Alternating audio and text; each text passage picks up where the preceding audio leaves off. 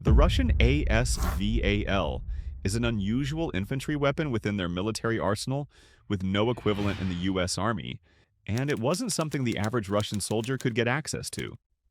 It's a highly specialized firearm that, for years, was reserved for elite troops and used only in special missions. During the First Chechen War in the mid-1990s, the city of Grozny turned into an urban hell.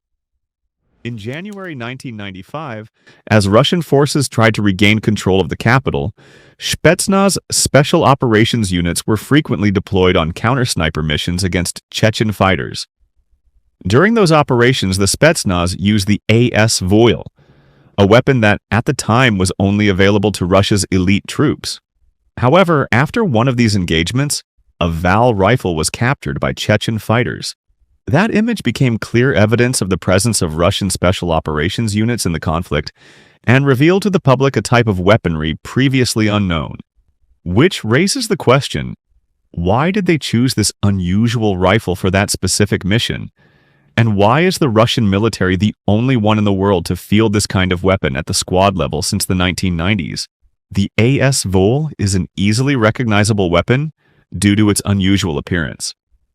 At first glance, it seems to have an oversized barrel, but what you're actually seeing is a fully integrated suppressor that runs almost the entire length of the gun. Its design looks like no other military rifle in the world.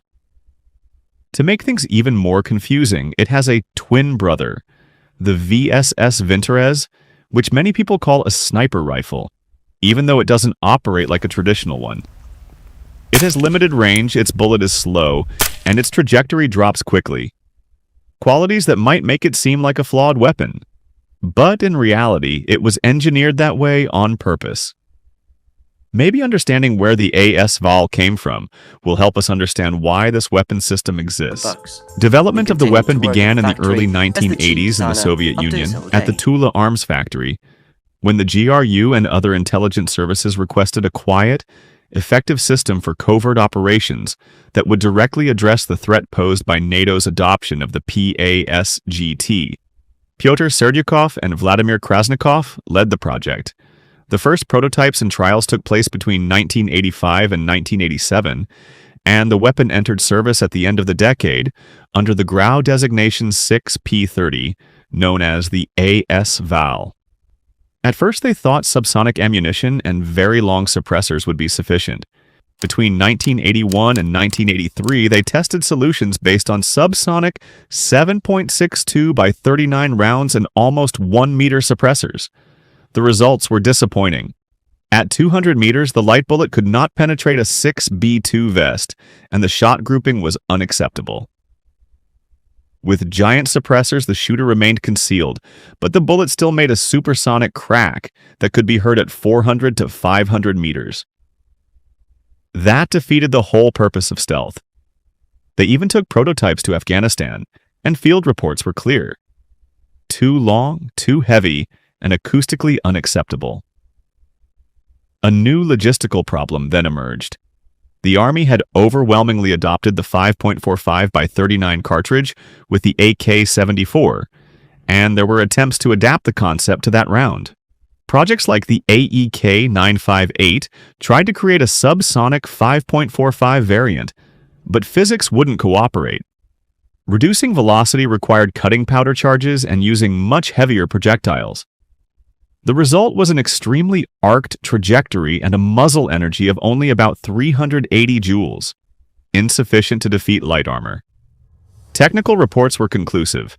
Subsonic 5.45 was unsuitable for the role. Before the AS VAL, Spetsnaz units used makeshift solutions. They employed AK-74s or AKMS with PBS-1 suppressors and special subsonic ammunition. It was an emergency fix. Accuracy was limited to 150 to 200 meters. Logistics were complicated by the need for special rounds, and suppressors fitted with neoprene baffles degraded quickly after just a few magazines. In practice, it was not a sustainable option for clandestine operations. The decisive solution was to reinvent the cartridge. The Tula team, led by ballistics expert Viktor Yelizarov, took the 7.62 by 39 case, widened it, and designed the 9 by 39 round. The idea was simple: keep the mass and sacrifice velocity. The 9x39 was the direct response to the threat posed by NATO's adoption of the PASGT, and for that reason, the AS VAL established itself as a specialized system reserved for elite units that needed precisely that balance of stealth, penetration, and maneuverability. They drilled 12 helical ports along the real 200mm barrel to vent gases into the integral suppressor that runs almost the entire length of the weapon. A shot measured at 1 meter registers at roughly 130 decibels. The AS VAL uses a kalashnikov-type gas system with a piston over the barrel and a 6-lug rotating bolt, produces no visible muzzle flash, and its fire selector is in the usual kalashnikov position. But the real magic is the ammunition. The 9x39, essentially a widened 7.62x39, case housing a 16 to 17 gram projectile that leaves the muzzle subsonically at about 290 to 295 meters per second. With the SP6 armor-piercing load, it can penetrate several millimeters of steel at 100 meters and retains useful energy out to 300 meters, with possible use up to 400 meters. With the right load, the round delivers more than 650 joules at the muzzle, comparable to a powerful revolver and well above lighter subsonic alternatives. The main loadings are the SP5, geared toward accuracy, and the SP6, with a hardened core for penetration. The suppressor cuts sound levels by tens of decibels and remains effective for thousands of rounds before needing maintenance. In combat, its doctrine is straightforward and brutal. Used by small teams, typically pairs or trios, an AS VAL specialist performs silent eliminations to open the way for the rest of the unit, which advances with standard rifles. They infiltrate at night or in low visibility. The operator aims for 1 shot, 1 kill, in semi-automatic at 100 to 300 meters, with a minimal acoustic signature so they can relocate or shoot again if needed. If the operation is compromised, the weapon switches to short bursts and full automatic fire for suppression and extraction. Tested in the late 80s in Afghanistan and proven in Chechnya, it has always been rare and reserved for elite units.